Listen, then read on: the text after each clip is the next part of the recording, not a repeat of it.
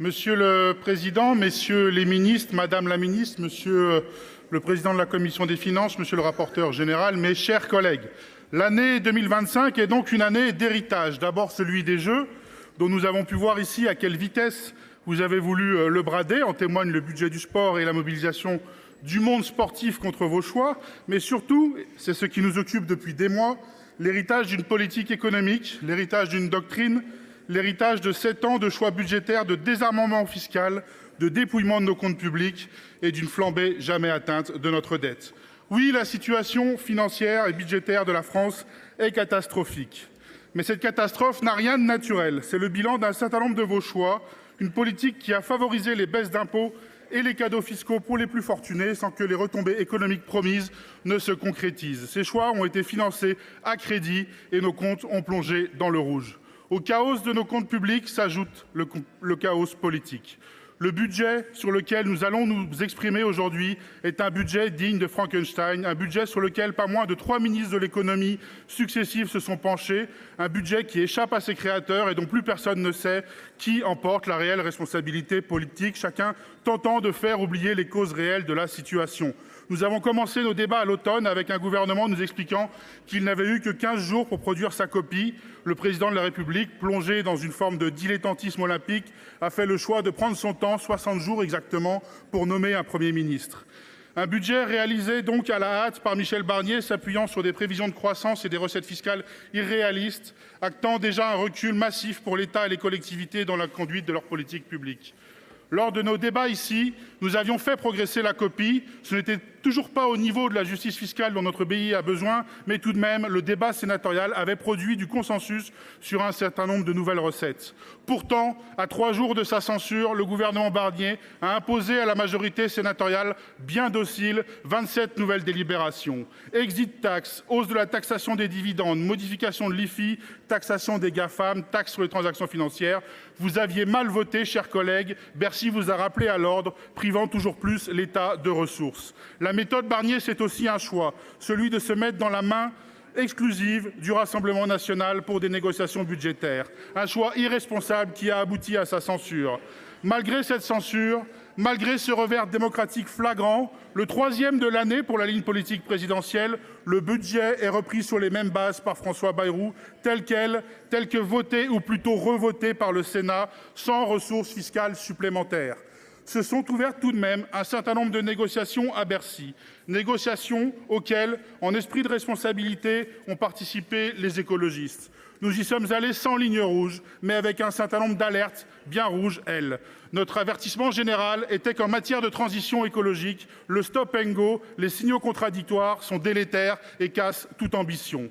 Force a été de constater que la trajectoire budgétaire a primé sur notre trajectoire climatique.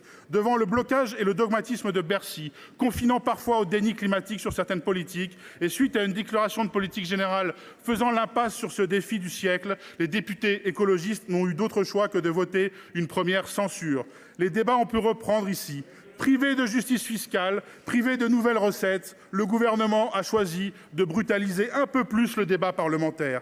Des amendements de dernière minute ont fleuri sur beaucoup de missions budgétaires, tombant dans la nuit ou dans la matinée avant la séance, rabotant de plusieurs centaines de millions d'euros des budgets essentiels, avec pour seul argument une trajectoire budgétaire à tenir, une censure à payer. Le niveau zéro du pilotage de l'action de l'État, le niveau zéro du débat parlementaire, le niveau zéro de la responsabilité politique. Au total, une réduction de près de 6 milliards du budget de l'État.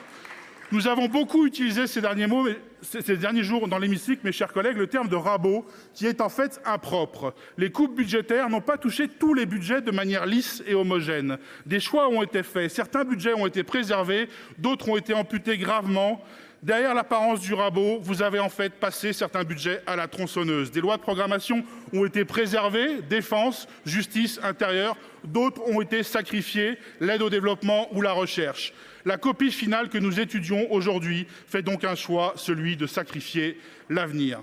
À la lecture de ce budget tel qu'il arrive à son terme au Sénat, force est de constater que le déni climatique n'est pas l'apanage exclusif du président des États-Unis. Il frappe désormais les deux rives de l'Atlantique. En dépouillant le budget de la diplomatie climatique, moins 35% sur le budget de l'aide publique au développement, en ruinant nos capacités de recherche, moins 630 millions pour la recherche et nos universités, en mettant un coup de frein de 500 millions à l'innovation dans le plan France 2030 et évidemment en ponctionnant d'1,3 milliard l'écologie, nous faisons le constat que la France est en train de ruiner 10 ans d'engagement climatique. De façon moins tapageuse que le nouveau président américain, par la petite porte budgétaire, vous êtes en train de faire sortir la France de l'accord de Paris 10 ans après l'avoir porté. Pourtant, le dérèglement climatique frappe fort.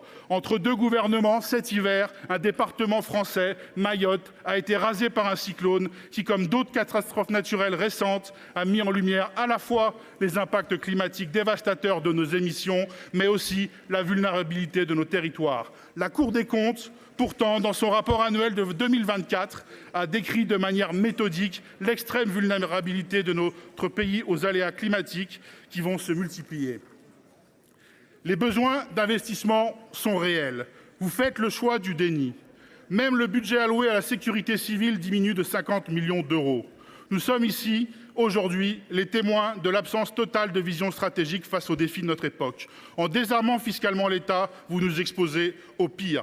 La transition écologique n'est pas un luxe dont nous pourrions nous passer quelques années avant d'y revenir. Elle nécessite des engagements pérennes dans le temps pour que chacun y voie un destin commun.